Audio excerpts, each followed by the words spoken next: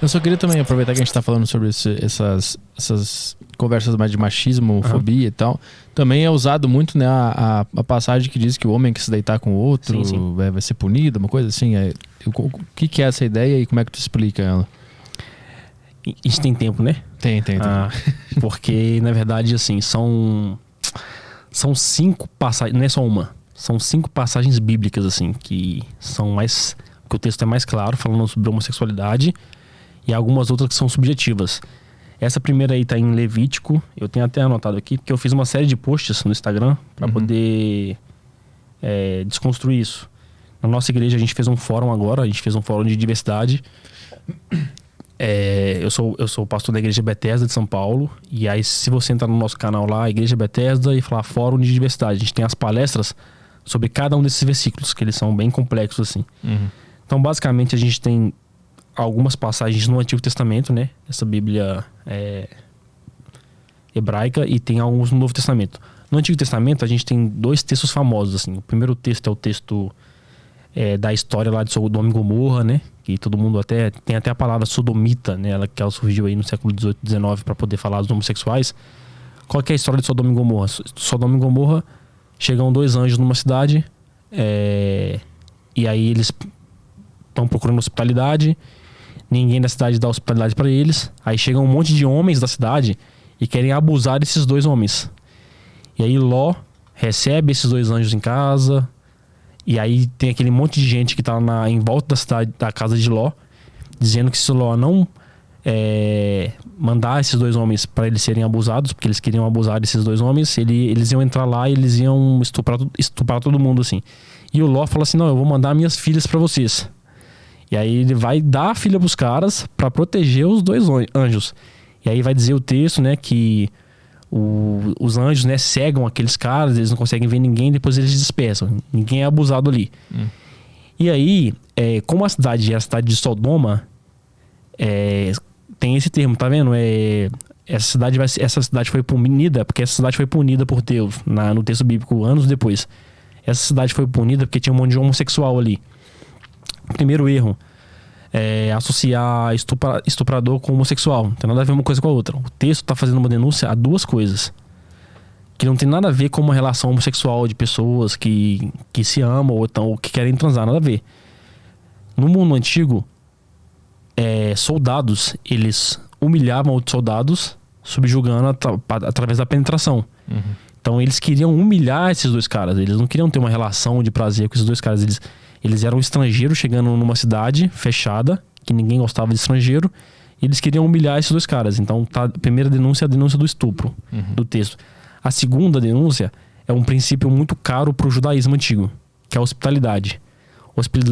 No mundo de deserto, os viajantes que passavam de cidade em cidade, eles precisavam receber abrigo, senão eles morriam. Então, existia uma lei no judaísmo que você não poderia recusar nenhum viajante. Então todo judeu tem que ser hospitaleiro. É uma regra, assim, não é uma coisa que é discutida. Hospitalidade é um mandamento de Deus, porque todo mundo precisava, então eles criaram esses códigos.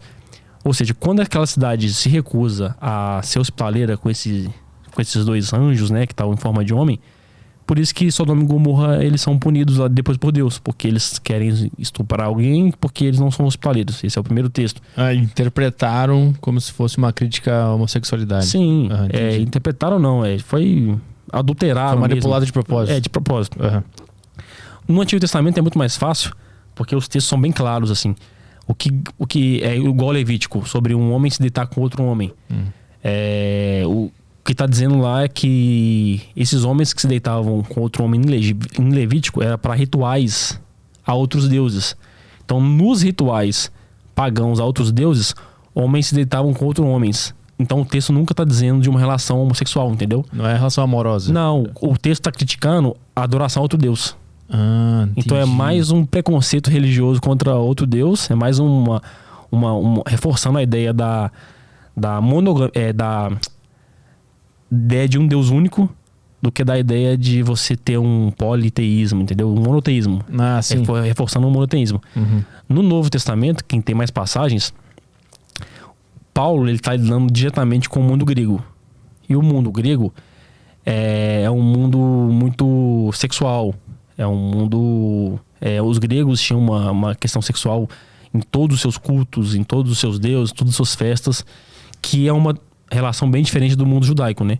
Então o cristianismo ele começa lá em Jerusalém e ele vai se espalhando pelo mundo. E ele chega em culturas diferentes e ele precisa estabelecer os seus limites e tal. O texto, assim, acho que é 1 Coríntios, que eles vão falar sobre a ideia das coisas não naturais. Tem um texto em Romanos e tem um texto em Coríntios, que são os textos que são mais usados para combater a homossexualidade. Qual que é a crítica de Paulo ali? Paulo tá falando que naquela sociedade romana, por exemplo, a gente romantiza muito a ideia da homossexualidade do Império Romano. Não existia também uma homossexualidade no Império Romano, não é bem assim. Existia muita relação sexual entre homens do mesmo sexo, mais de homens, não de mulheres. E geralmente essas relações eram de um cara nobre com o seu escravo, ou de um general com um cara mais novo, que era uma relação de obrigação. Nem sempre era uma relação de amor. Por exemplo, a gente vê aquele filme do Alexandre o Grande, né? Dele tendo lá o seu amante, não era bem assim. Ele tinha escravos sexuais, ele tinha servos que tinham que fazer, mais novos sempre, que tinham que fazer relação sexual com ele. E fora desse contexto de nobreza e dos generais, como que isso se dava na comunidade em geral? Existiam muitos homens que sequestravam garotos mais novos para serem escravos sexuais. E aí Paulo está fazendo uma crítica, por isso que ele abomina a relação de homens com homens, porque ele tá... Você lembra de uma discussão que teve entre o Felipe Neto e o Feliciano? Malacói, que o Felipe Neto ficou sempre sendo zoado de ficar falando Malacói na entrevista. Então é o termo, porque nesse texto de Timóteo e de Coríntios, a palavra grega que está lá é Malacói e arsenokoitai. Arsenokoitai significa homens que abusam de outros homens, ou sendo assim bem simplista, tipo um pedófilo. E Malacói é um menino afeminado, garotinho, ou seja, e as palavras sempre aparecem juntas. Então o texto está denunciando que naquela sociedade existiam homens que se deitavam com outros homens, mas que eram abusadores, e homens que se deitavam com outros homens, mas que eram mais novos, mais frágeis. Sempre está denunciando uma relação de abuso. Sim. Então Paulo está denunciando uma relação de abuso que acontecia de homens com outros homens naquele contexto. Estava criticando o abuso. Sempre o abuso.